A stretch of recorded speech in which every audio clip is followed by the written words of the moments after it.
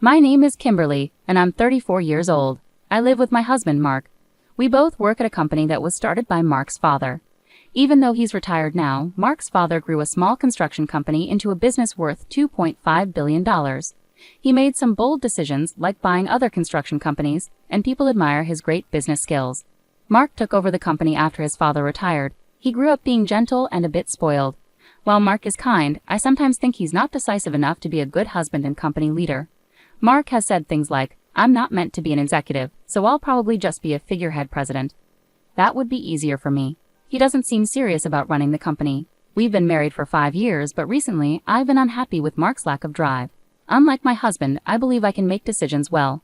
When my father-in-law was active in the company, he seemed to value that about me and gave me important responsibilities. Before I married Mark, I worked at a bank, so numbers and finances have always been a big part of my work life. After getting married, I planned to be a full-time homemaker, but my father-in-law asked me to join the construction company. Once I started working there, my father-in-law included me in high-level meetings where we discussed how to manage the company. At first, other executives were surprised to see me there because I'm the founder's daughter-in-law, but they started to respect my opinions as I contributed thoughtful ideas. Mark, who was also an executive, never attended these meetings, and everyone, including my father-in-law, seemed fine with that. When I got home from these meetings, I'd often find Mark relaxing and watching TV. "Why weren't you at today's meeting? You're an important executive. You need to take responsibility," I asked him, frustrated. Mark responded without remorse, saying, "Even if I went, I wouldn't understand what's going on, and the executives prefer you anyway, so it's fine." He seemed to dismiss my involvement in the board meetings, perhaps finding it bothersome. Meanwhile, my father-in-law appeared to be grooming me to take over the company, teaching me everything about running the business. As someone new to managing a business, I found the work fulfilling and aimed to meet his expectations. About 2 years after I started attending meetings, my father-in-law retired completely. The executives started coming to me for important decisions, sidelining Mark.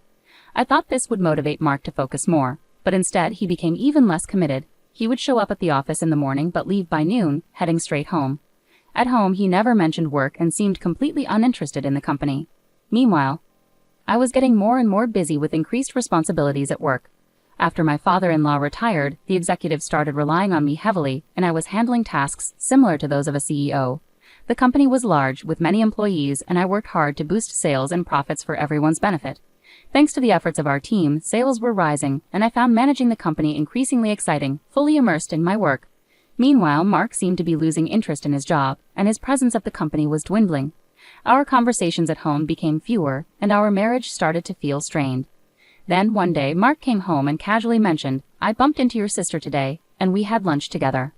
My sister, who is 2 years older, had recently gone through a divorce because of an affair. Her angry ex-husband had caused quite a scene at our family home, and Mark, who had more free time than me, went there to calm him down with his gentle and easygoing manner. Surprisingly, my pampered husband managed to defuse the situation. My sister told me, being a CEO was amazing. He easily diffused my raging husband. "Oh," she praised him. It seemed that Mark's calm and cheerful demeanor had disarmed my sister's angry husband completely. My sister ended her marriage by paying compensation to her ex-husband, and since that incident, her opinion of Mark seemed to change. Before, she had viewed Mark, who was impressive-looking but seemed indecisive, as just a wealthy, spoiled man. Now she seemed to see him as a capable CEO of a company. Being single again, my sister, who always admired wealthy men, must have seen Mark as a good catch. But I, immersed in my work, had never considered such a possibility. Little did my sister know that Mark was merely a figurehead executive not involved in the company's management. Her ex-husband, an elite employee at a foreign company, was proud of his career and looks. At her wedding, she bragged to me, "My husband is a top employee with a handsome salary. Plus, he's good-looking, so you must be envious." Her ex-husband indeed had charm and seemed sharp and stylish whenever he spoke. I couldn't fathom why she would cheat on such an excellent husband. 3 months after Mark told me about having dinner with my sister, I returned home to find him looking unusually serious. "Kimberly, I need to talk to you." It was the first time he had spoken those words, and I felt a sense of dread. As I anxiously waited for him to continue, he dropped a bombshell. "The truth is, your sister is pregnant with my child, and I want a divorce." I was stunned by both the request for a divorce and the news of my sister's pregnancy. Shocked into silence, I couldn't respond, and Mark went on, "She wants to come over on her next day off to talk about everything, so please be prepared." Confused and trying to process everything, I asked him, "So you want to marry my sister?" Mark looked troubled as he answered, "I don't really want to marry her, but with a child involved, we might not have a choice." Feeling frustrated with Mark's indecisiveness, I sighed and said, "Well, if there's a child on the way, we may not have a choice. Let's discuss this when my sister comes over." Seeing that talking to Mark wasn't getting us anywhere, I decided I would meet with my sister directly to figure things out. I had already decided to pursue a divorce, but I knew I needed to discuss the company's affairs with my father-in-law first. Despite being involved in the company as his daughter-in-law, divorcing would make me an outsider. The next day, I went to my in-law's house and told my father-in-law what Mark had told me. My mother-in-law, who was there, initially seemed pleased about the pregnancy news, but fell silent when my father-in-law gave her a stern look. It appeared she cared more about having a grandchild than the company's management. After some thought, my father-in-law smiled and said, "Kimberly, you will continue to manage the company as you have been. Mark's situation is irrelevant to me. I'll handle it, so do what you think is best with him." Clearly, the company's management mattered more to my father-in-law than his son or a grandchild. Even though he was retired, my father-in-law still held sway in the company, and with the majority of the company's shares under his control, no executives dared to defy him. Besides, I found fulfillment in my work, so giving up now would have been a waste. With work matters settled, it was time to discuss the future with my sister. On her day off, my sister arrived at my house with a smug smile, saying, "Poor Kimberly, you couldn't have a child. I'll compensate you generously. Haha, now leave this house immediately." She spoke triumphantly, looking pleased with herself. Meanwhile, my husband sat there quietly, not contributing to the conversation despite being the root cause of the problem. His indifferent expression frustrated me so much that I said, "I agree to the divorce, but we also need to discuss compensation and divide our property. Let's bring in a lawyer to handle this properly. I never imagined you'd end up with someone like Mark. He doesn't compare to your ex."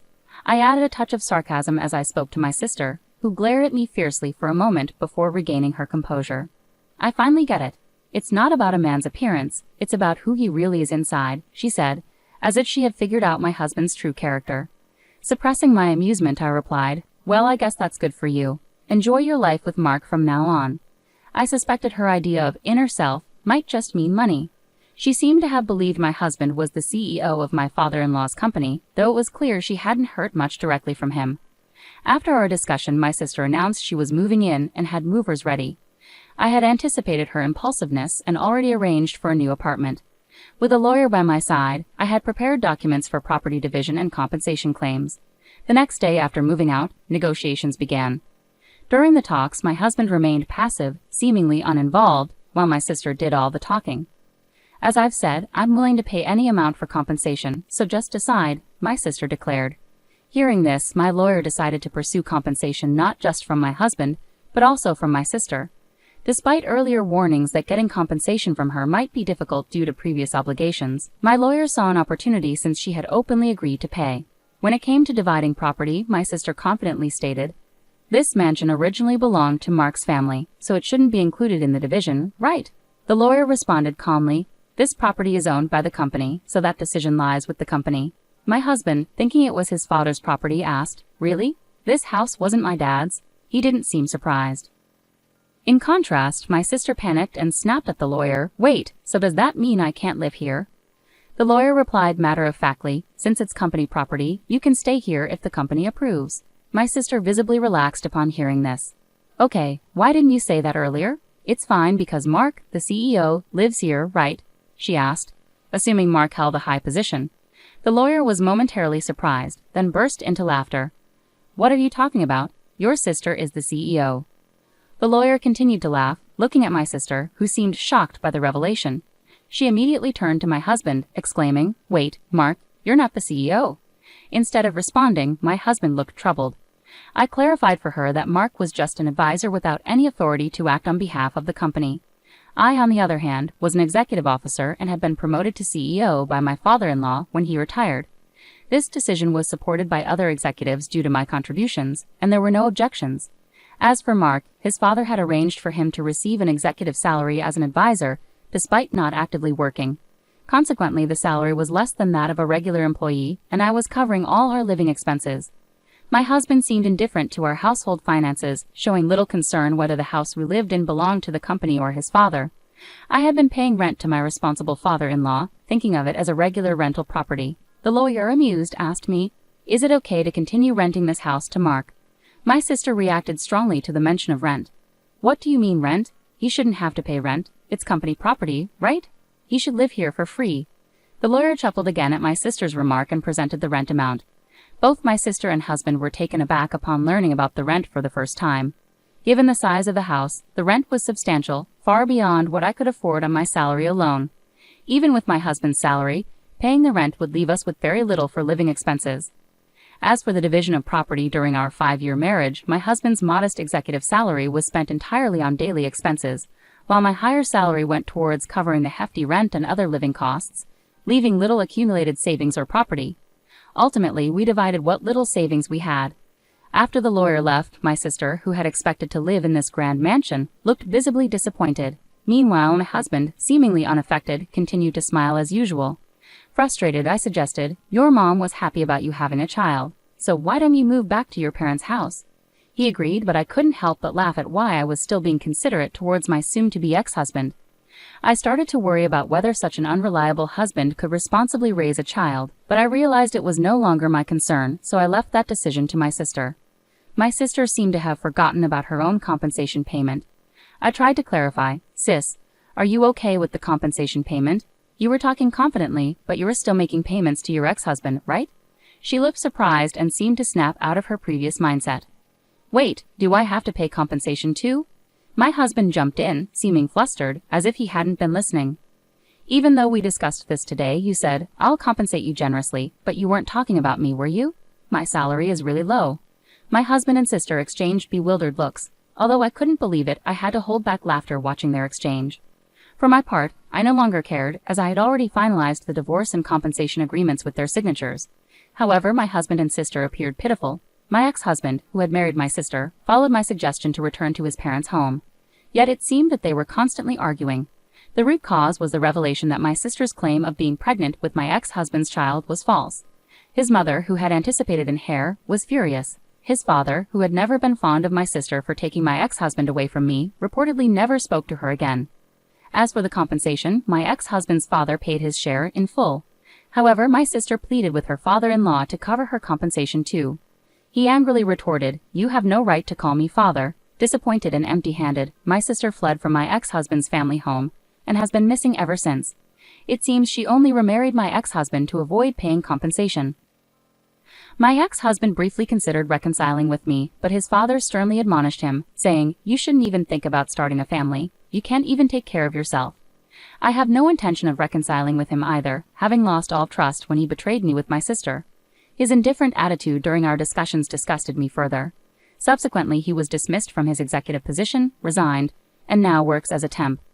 Meanwhile, I have continued as the CEO of my company and am content without thoughts of remarriage, as I find fulfillment in my work. Even after separating from my ex-husband, I maintain a close relationship with my father-in-law, seeking his counsel during challenging times. For now, I see myself married to my work, dedicated to the welfare of my employees.